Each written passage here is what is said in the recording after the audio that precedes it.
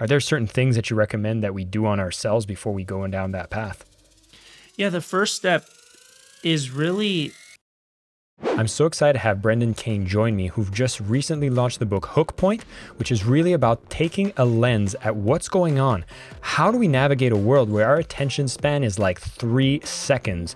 We want to stand out. We want to make sure we get that attention, build viral campaigns to make more sales, make more impact, and we are going to need a few tricks along the way. And this man is the expert who has worked with large organizations, companies like MTV, has worked on campaigns with influencers you might have heard of, such as Taylor Swift. And if you're a fan of Mind Valley, he's been a major influence in growing their social reach.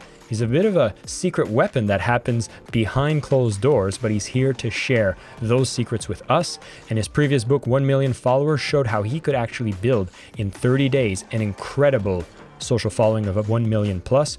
We might get into a little bit of that as well.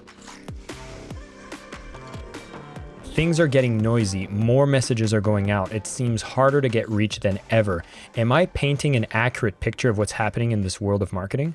Yeah, it is. It's definitely gotten a lot noisier and continues to do that because more and more people are getting on social media. Today there's about 5 billion people on these platforms, and it continues to grow with more parts of the world. And the reason it's getting more noisy is we're at a stage with all of those 5 billion people that any single one of them can just pull out a phone, click a button, and post something to social media. And if you think about pre-social media, the world didn't operate that way. Like you had to, in order to reach the masses, you had to have access to a television station, a radio station, print newspapers, things of that nature. So the ability to reach the masses was kind of regulated in a way that you had to either have the money to do so or the contacts to do so. And social media has really democratized that level of communication to the masses. Now, that doesn't mean that every person that can post will reach the masses, but it gives that power to people. So that's where it becomes difficult to really stand out in this world because so many people have this kind of tool at their fingertips to create and distribute content and messages. I don't know if it's fortunate or unfortunate, but it seems to be the reality of the situation.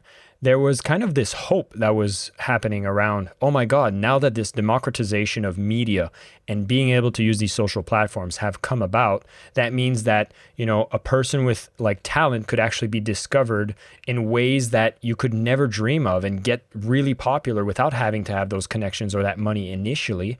And it seems like this was a golden opportunity for a lot of people to be able to use these channels, stand out, make something for themselves, and finally see we are all starting on the same kind of footing. But the reality of things is that we kind of went too far in that direction. Now there's a lot of noisiness, and it seems like, if I'm going to be a person with a message that's trying to bring value, I kind of have a feeling that is it a feeling of jadedness that it's going to be, again, the marketing people that are focused on marketing that are going to win this game? Is that the same kind of cycle happening at a different level now? I think it's a bit different in that it's not really, to be honest, the marketing people are the ones that actually struggle with social media. Now, there's a delineation between organic and paid, and some of the traditional marketing people have mastered paid, but in my experience, especially when it comes to organic, is the marketing people actually struggle with this new medium because it's completely different. What I kind of see is the people that succeed in this platform understand that it's a new form of communication, and they master kind of the art of communicating on these platforms. So if you take like Mr. Beast, for example, who at this point across all his channels has 400 million subscribers, and if you look at his origin story, he was starting in his bedroom by himself at 13 years old, and all he's done over the course of his entire career and continues to do so is mastering the art of making the best video possible. Now, that's kind of a very generic kind of explanation, but when he first started out, he explained that he and 4 other high school dropouts that were all YouTubers spent 1,000 days straight, 10 hours a day, understanding every aspect of what it means to create a viral video. So looking at 1,000 thumbnails, looking at the coloring, the shading, looking at the headlines, looking at the pacing, the number of edits, tonality, all these elements. And if you really look at the most successful people on social media, it's rarely that they're lucky. It's more that they're understanding how to communicate on these platforms, contextualize their message in a way that works for the platform that we're speaking on. Yeah, actually, he's a fantastic example. And yeah, again, it's like it's not a focus on marketing now. There was a focus on the creation and kind of a focus on the appreciation of the platform where it's going. And, I have to bring up the biggest faux pas maybe of the first quarter this year.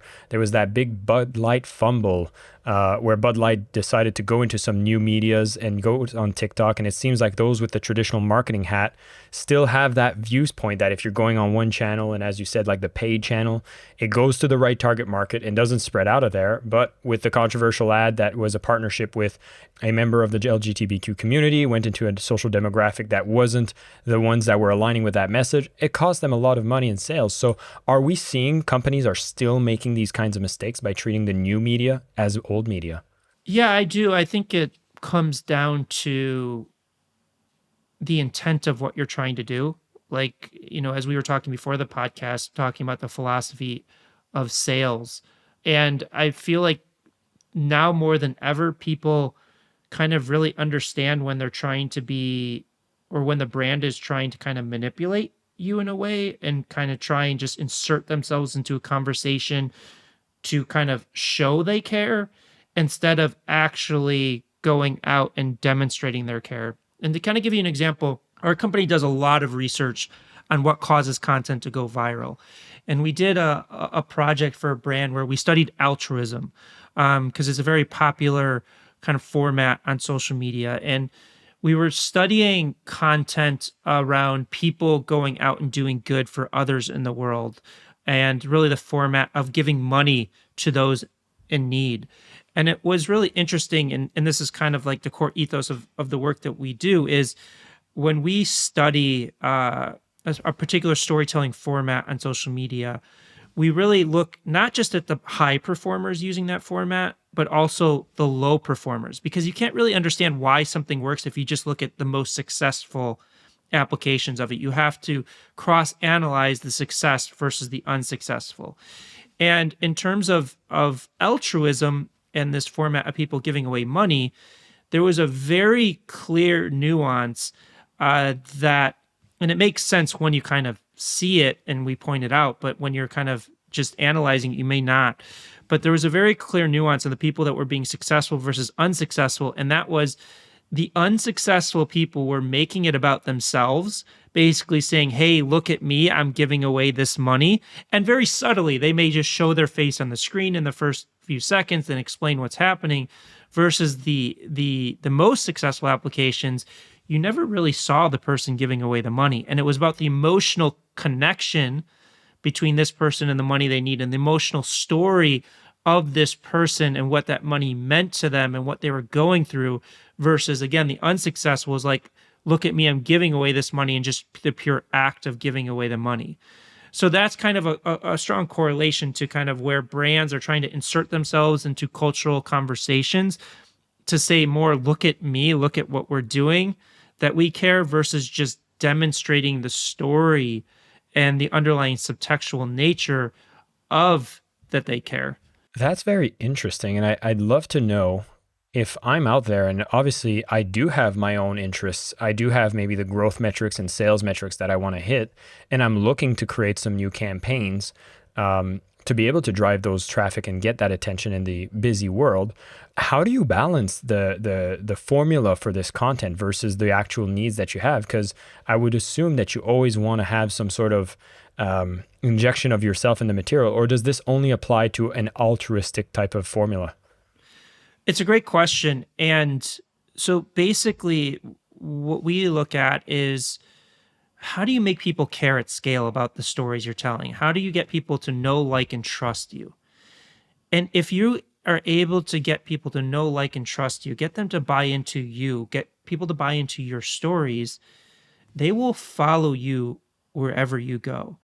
To give you an example, we were working with a leather craftsman, like as about as niche as you can get, a young individual out of Europe, multi-generational family in leather craftsmanship, had a leather craftsman business where they create like iPhone cases and wallets and things of that nature. Now he had no experience in social media, like 2,000 followers on TikTok.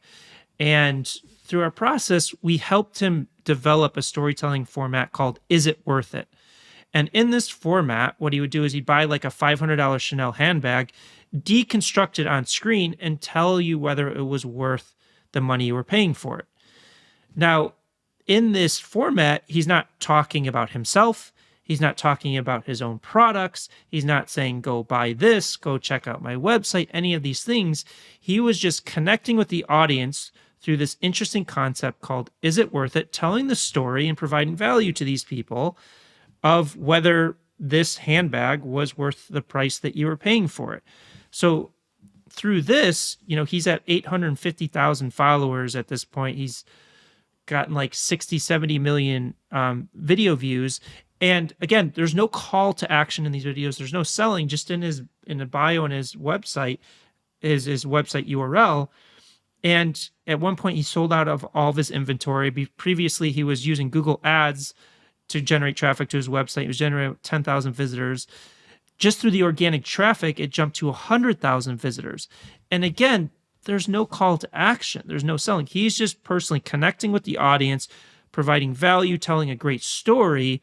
And then through that, people are knowing who he is, they're trusting him, they're liking him, and then they're willing to take that next step further on their own.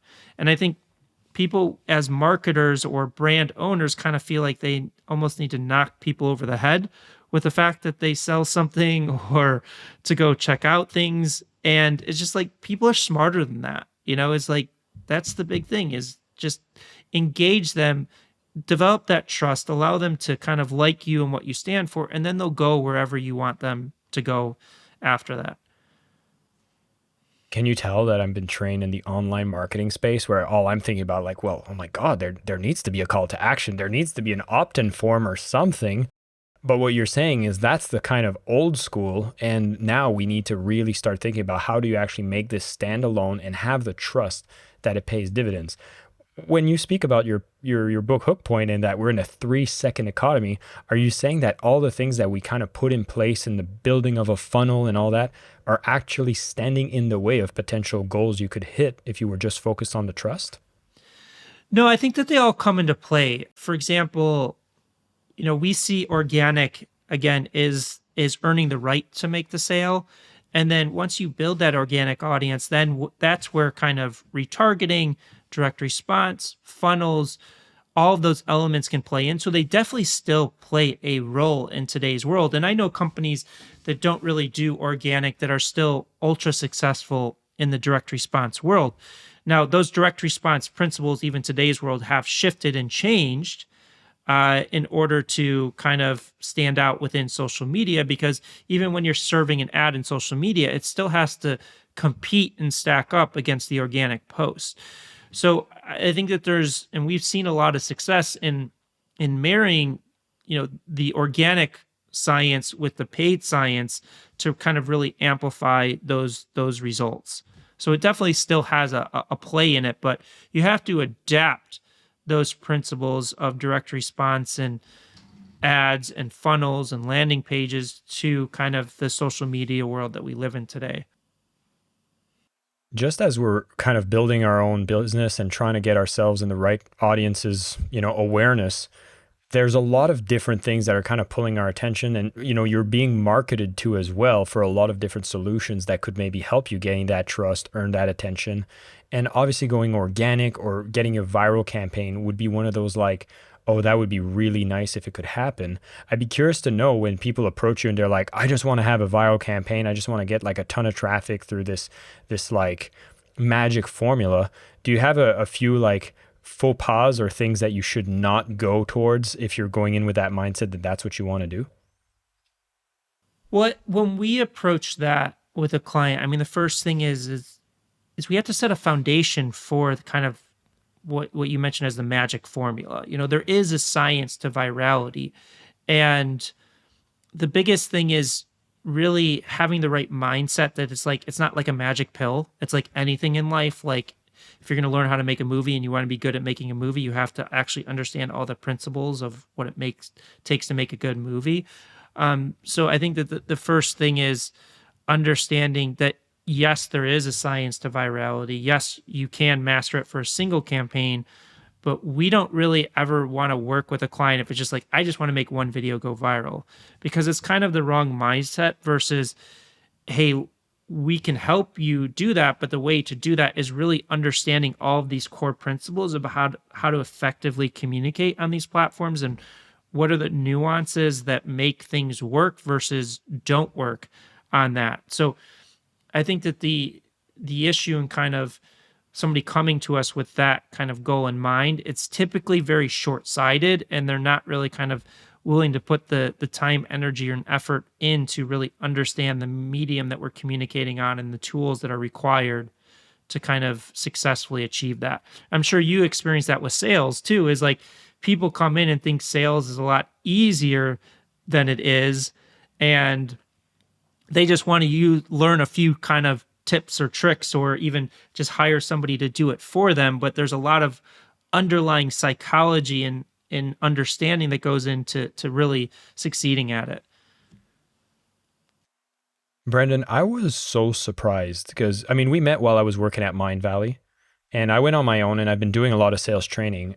I was shocked on how much the psychology component was huge for people that are looking to be successful in the way that they're marketing themselves, selling their services, building a business.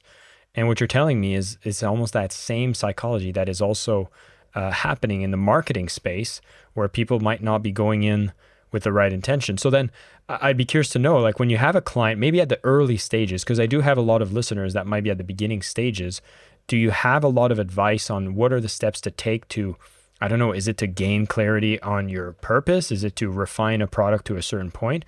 Before you even start thinking that I'm going to put myself in front of millions of people, are there certain things that you recommend that we do on ourselves before we go down that path? Yeah, the first step is really studying what it means to be a good communicator on these platforms. And that's really the first step that we take in our process, internally in our process with clients, is really research. And what research means is, and I briefly mentioned it before, is going out and looking at the larger ecosystem of social media. What storytelling formats are working? And let me kind of define that. There's, most people talk about trends. Let's talk about trends versus format. A trend is something fleeting. It's an idea, a post, a subject matter that's kind of fleeting in its, ability to kind of work. It may work for a month or a few months. A storytelling format is kind of a storytelling pattern, a storytelling structure that can work for years or decades, because it's a structure to insert your information. Like the perfect analogy of a format is the 3-act structure that's used in movies. Every movie uses the same 3-act structure, no matter the genre, whether it's horror, action, comedy, and it's that structure has been around for 100 years, and it keeps working. So what we recommend is really start identifying what are the storytelling structures, what are the storytelling formats specific to the platform that you're working on. And one of the big things is, don't pay attention to the content, look at the context, because most people will kind of look for their people trying to share the exact same message, but that becomes difficult because most people in your niche are not successful with social media. And we really want to look at people that are excelling at the highest levels to then cross-analyze it against people underperforming. And I would say another big mistake people make is they get so focused on their own content, their own data, and it's just like, let's just say that you're starting out and you can only get 1,000 views a video, if that. Well, how is kind of just constantly analyzing your own video is going to tell you, how do I take it from 1,000 views a video to 1,000,000 views a video? It's not. So it's really going out and becoming a student of social media. In the same way, like I went to film school. And what do you do when you go to film school? Well, they sit you down and you watch classic movies, you read classic scripts, and you sit down and you dissect it, you discuss it, you learn through that. The same principles apply with social media, is through that process of really learning and understanding of what's the difference between a video that got 10 million views versus 10,000 views using the same storytelling format. That's where you're going to learn a tremendous amount about what it takes. And that's the best place to start before you put yourself in front of a camera, because if you just put yourself in front of the camera, you're kind of lost of like, well, I don't understand why this didn't work. And then you start thinking that virality and social media success is really luck. There's no science. You get frustrated, you get burned out, all of those different elements. And again, it's the same thing as like if you've never studied script writing or filmmaking, if I just handed you a camera and said, go make me a feature film, you're going to have no idea of where to start, even though you probably watched hundreds of films. It doesn't mean that you understand how to actually go out there and make one. It's the same thing with making viral content or breakthrough content in social media. We all consume so much of it. It doesn't mean you understand the science behind what causes and detracts from success. I'm going to have two questions on this. The first one is going to be around, if I'm doing research, given that it seems like things are changing so fast in the pace of social media, how far back can you go and review the content of what went viral or not, to still see that what happened there is still applicable to today? And I'd also love for you to address maybe the excuse that we would give ourselves, saying like, oh my God, yeah, sounds like if I want to go viral, I'll need a huge budget and everything done professionally, and I'm just not there yet. Yeah, I'll start with the latter question first because it's a great thing. Is some of our most successful case studies are solopreneurs creating content on their iPhone with no social media experience. So like that leather expert I mentioned, no social media experience, was really struggling, creates content on his iPhone by himself. We were just working with a hand doctor, no social media experience, garnered like 200,000 followers on TikTok, just using her iPhone in a month. It's like, sometimes I would say the more experience you have, the larger the team can work against you from a mindset perspective. That's the biggest contributing factor that we see of people being successful versus unsuccessful, is purely a mindset aspect. So it's not about how big your team size is, how fancy your camera is, or any of those elements. It doesn't contribute. In terms of your first question, so what we typically do is when we're doing research, we'll look at it from two perspectives. We'll look at it from a single channel or single creator, and look at kind of performance, that happened recently versus maybe a longer period of time ago. But yes, you want to kind of look at more recent content. But what I can tell you is, a simple truth about really mastering social media and going viral is mastery of a single format. So I'll give you an example. A friend of mine, Alex Stemp, that I've worked with a little bit, he's at about 22 million followers on TikTok, and his format is he does the man on the street format, where he approaches random strangers on the street and offers them professional photo shoots. Now, he's been using that format for 3 years, and it still works today. And that's allowed him to get 22 million followers on TikTok. Again, with the leather craftsman, he's been using that format for about 6 or 7 months, and it's still working. So typically with these storytelling structures or formats, they will last for a long period of time. They're designed for that. As long as you're executing them properly, it's not like a trend where it's going to last a few months and then you're going to have to jump to the next one. That's why we kind of advise people to avoid going off of trends, because you never truly master the art of storytelling. It's like if you look at Martin Scorsese or Steven Spielberg, when they're making movies, they're not reinventing the 3-act structure every time they make a movie, because that would hinder their ability to become a master storyteller. Or it's like writing a book, like the best authors in the world, like a Stephen King. Like, they're not reinventing the way that they tell their stories every time they write a book. They're using that format and expressing the story through that format in different ways, introducing different characters, different dialogue, things of that nature. I like that. Brendan, when I'm looking at the social media landscape, and I guess this one would be a little more of a timely type of advice, but I've noticed two of the examples you've given have been TikTok examples, and there seems to be different platforms that might be better to invest our time, maybe at the early stages or later stages. Do you often give recommendations for or against certain platforms based on the type of business, or is there one that seems to be taking all the potential and is where you should recommend people to focus on? Yeah, it really depends on the business, what they're trying to achieve. And I would say it depends more on kind of the mindset, the type of stories they want to tell, the time that they have to put into it. So, TikTok's probably one of the fastest growing ones out there. Instagram Reels is really successful as well. Now, there's a clear delineation between when you look at like a TikTok, Instagram Reels, and like a YouTube. So YouTube is longer form content. So it's the average video is 10 to 15 minutes versus TikTok, Instagram Reels is, 60 to 90 seconds. So obviously the time commitment to create a single piece of content, the bar is lower. When you hit it, the numbers are bigger. However, the delineating factor between that and YouTube is, it's harder to produce that content because it's longer form, typically lower view count.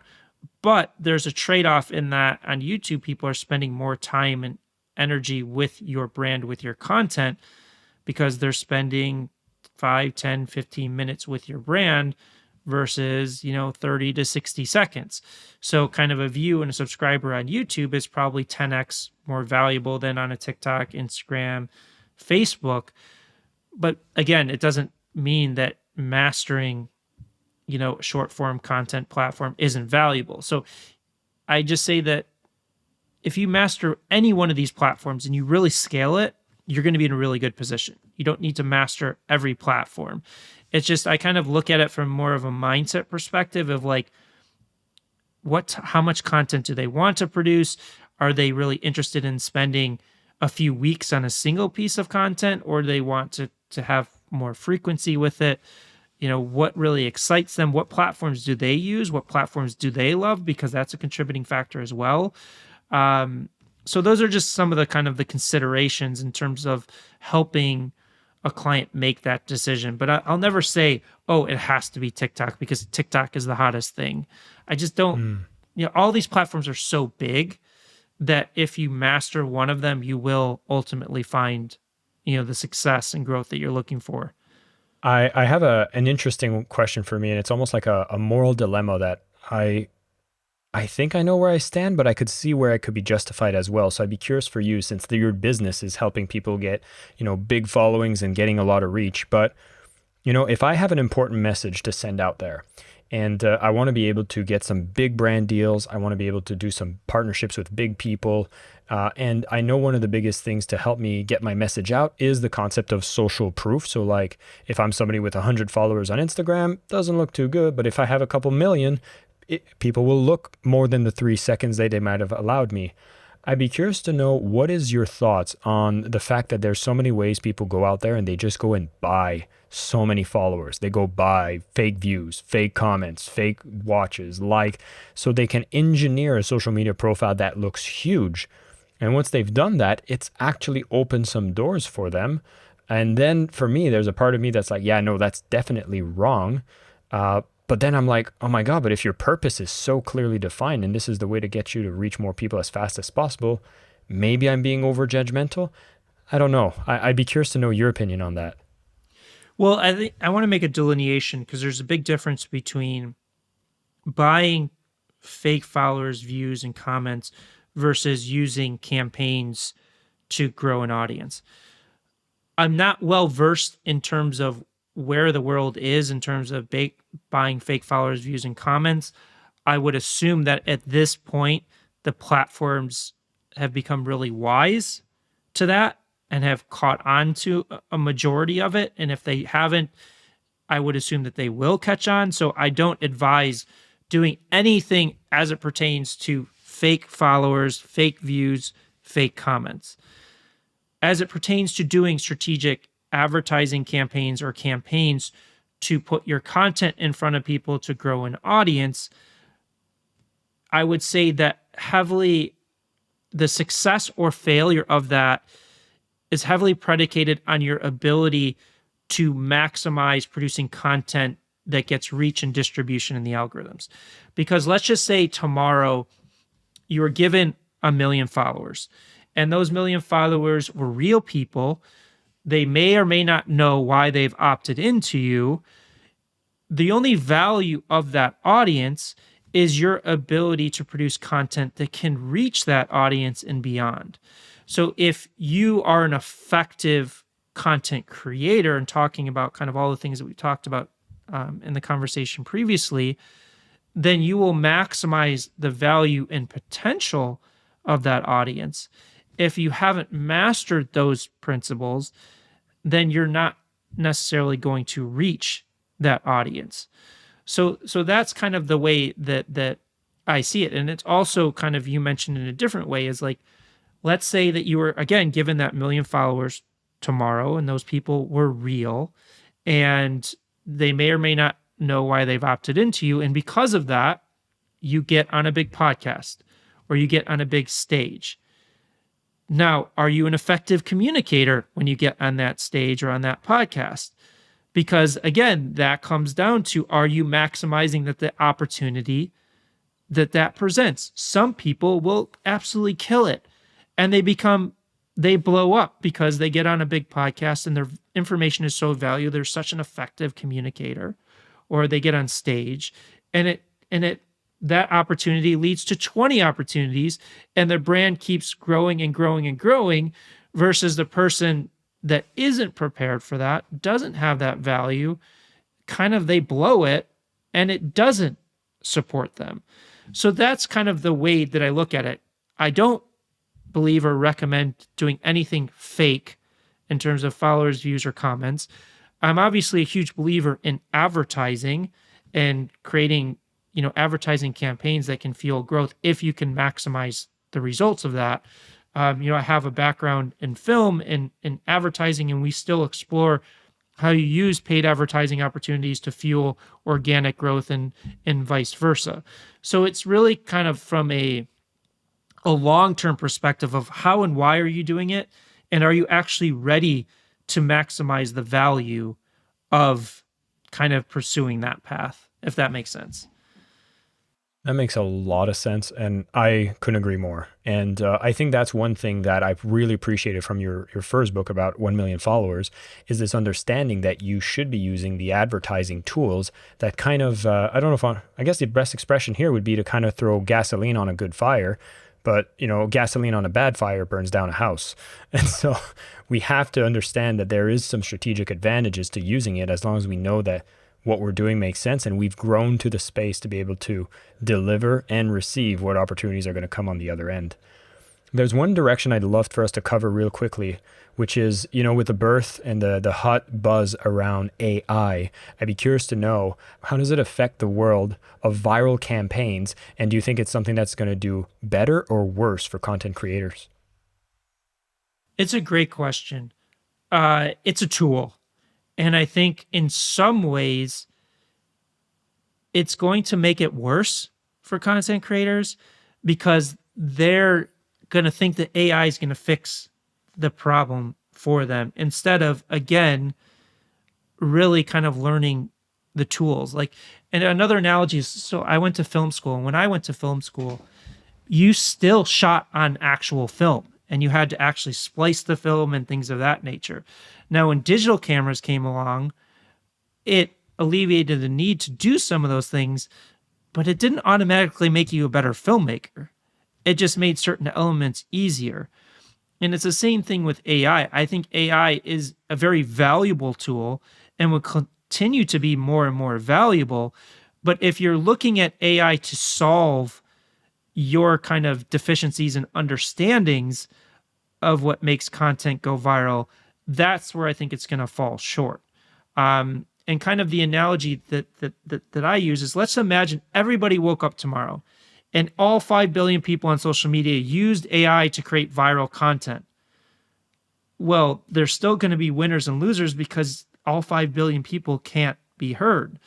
So that's where I think it's going to hurt content creators in a certain way, but there's going to be other content creators that kind of really understand communicating on these platforms and use the tool in a smart way. Now, our team is investing a lot of time and energy in AI, so we've kind of seen where kind of the shortcomings and also the value is in it.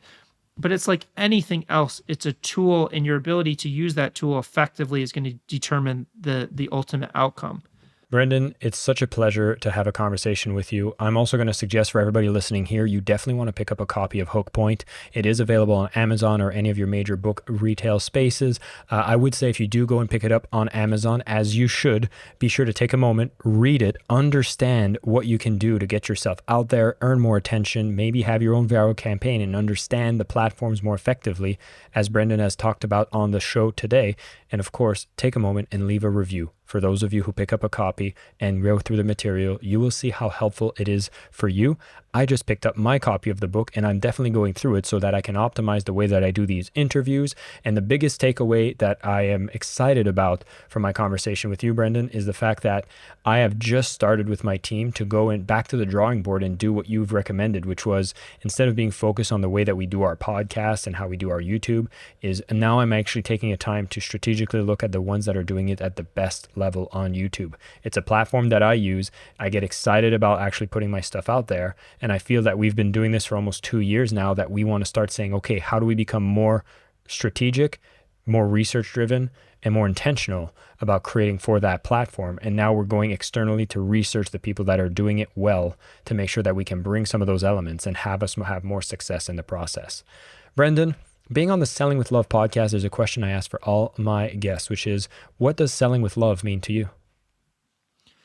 Well, the way that I kind of look at selling is not selling, is I try and sit down from the person on the other side of the table and just really understand how they perceive the world and what is the greatest challenge or obstacle that they're facing in reaching their goals and objectives, and how can I help them on that journey. And that helping them on that journey may be something that I can offer them, and maybe something that I just make an introduction to somebody else. So to me, it's really understanding the individual as a human being on the other side of the table and just seeing what is their greatest challenge and obstacle. And sometimes they may not know what it is. Sometimes you have to kind of read between the lines.